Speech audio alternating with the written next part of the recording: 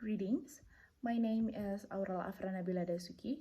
I am from undergraduate program School of Business and Management, Bandung Institute of Technology in Indonesia, and I would like to present my research with the title of The Influence of Consumers' Healthy Eating Lifestyle on Consumers' Visit Intention to a Restaurant with Healthy Initiative. Nowadays, a healthy eating lifestyle is becoming more popular since it has many health benefits, such as lowering the chance of high blood pressure, cholesterol levels, and overall, it increases individual lifespan. Even more people adopt this healthy eating lifestyle because of the pandemic COVID-19 that has changed their behavior. So restaurateurs saw this trend as an opportunity. Thus, Healthy Restaurant Initiative has emerged in several countries, such as South Korea and the United States of America. Several healthy restaurants actually have emerged in Bandung, Indonesia. However, it is still rarely to be seen, despite the growing number of restaurants in Bandung.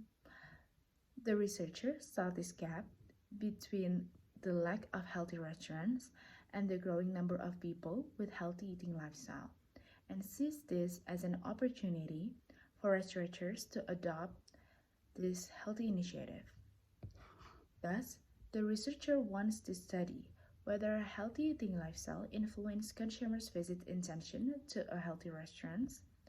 Also, what other factors that can influence people to visit a healthy restaurant and which factors is the most important for consumers. This research will focus on studying consumers' visit intention to a full service or table sitting healthy restaurants and will be focusing on consumers in Bandung and Generation Z. But first, we need to clarify what is Healthy Restaurant Initiative. So, Healthy Restaurant Initiative can be described as the practice of focusing on consumers' health by providing and promoting healthy food consumption. The researcher analyzes previous studies and found several variables that influence consumers' visit intention. And here's the theoretical framework. And from this framework, the researcher can develop hypotheses as follows. For this research, two approaches were used, the quantitative and the qualitative approach. The qualitative approach is used to confirm the accuracy of the problem by adding indicators for the questionnaire design.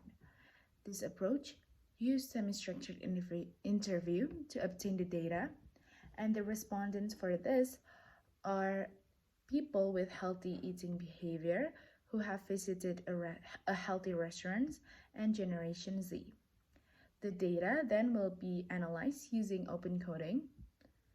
And for the quantitative approach, the survey method is used to obtain the data, and the population is Generation Z, resides in Bandung, and has never visited a healthy restaurant. The sampling refers to Malhotra, which for test marketing studies generally use 300 to 500 samples. The sampling technique used non-probability purposive sampling, and the data will be analyzed using descriptive statistic and PLSM. Moving on to the findings.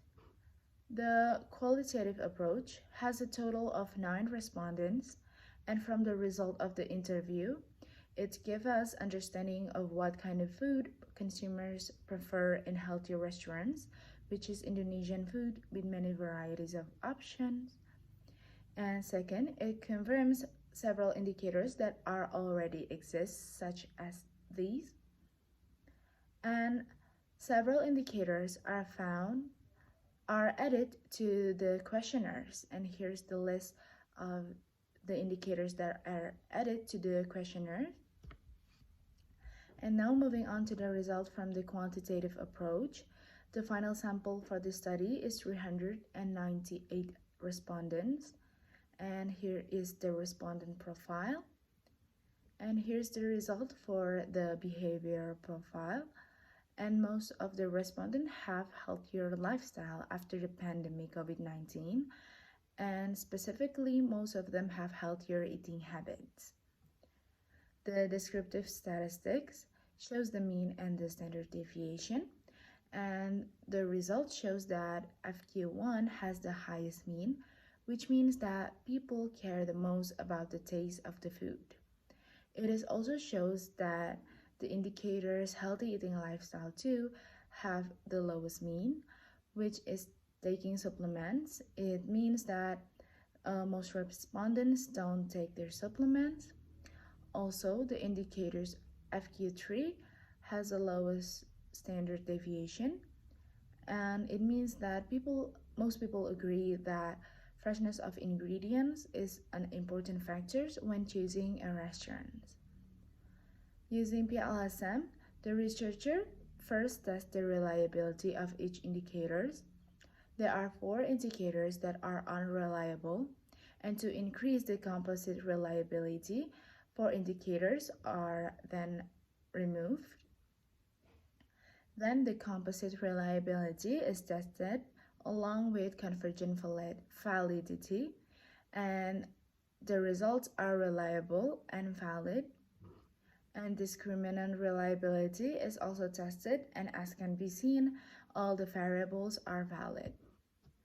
Then R square and Q square is calculated, and from the R square, 5 variables explain 50.8% of the variance in perceived value, and perceived value explain 56.8% of the variance in visit intention. The Q square shows that the model of the study can explain 78.7% of information in the data.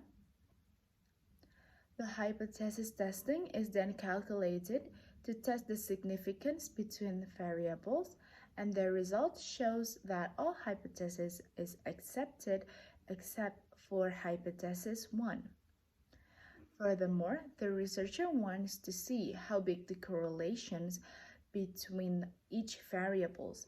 It is shown that the variable pricing has the biggest effect on perceived value by 38.8%, and it is also supported by the result of the total effect, which tests the effect of independent to the dependent variables, and the variable pricing affect behavioral intentions by 27.6%, which is the highest. The study used perceived value as a mediating variables between the independent variables and the dependent variables. Thus, we tested the mediating effect, and the result is perceived value acts as a partial mediator between emotion, nutritional labeling, pricing, to visit intention. The result of this study has answered all 3 research questions. The first one, healthy eating lifestyle does not significantly affect visit intention. And analyzing from the descriptive statistic result, which shows that visit intention has a mean above 5, which means that consumers actually have high visit intention to healthy restaurants, it can be interpreted that whether someone have healthy eating lifestyle or not, they are still interested to visit a healthy restaurant. The second one, factors that influence visit intention to a healthy restaurant includes emotion, food quality, availability of nutritional labeling, and pricing. The third one, the factor that influences visit intention the most is pricing, as it can be seen from the path coefficient.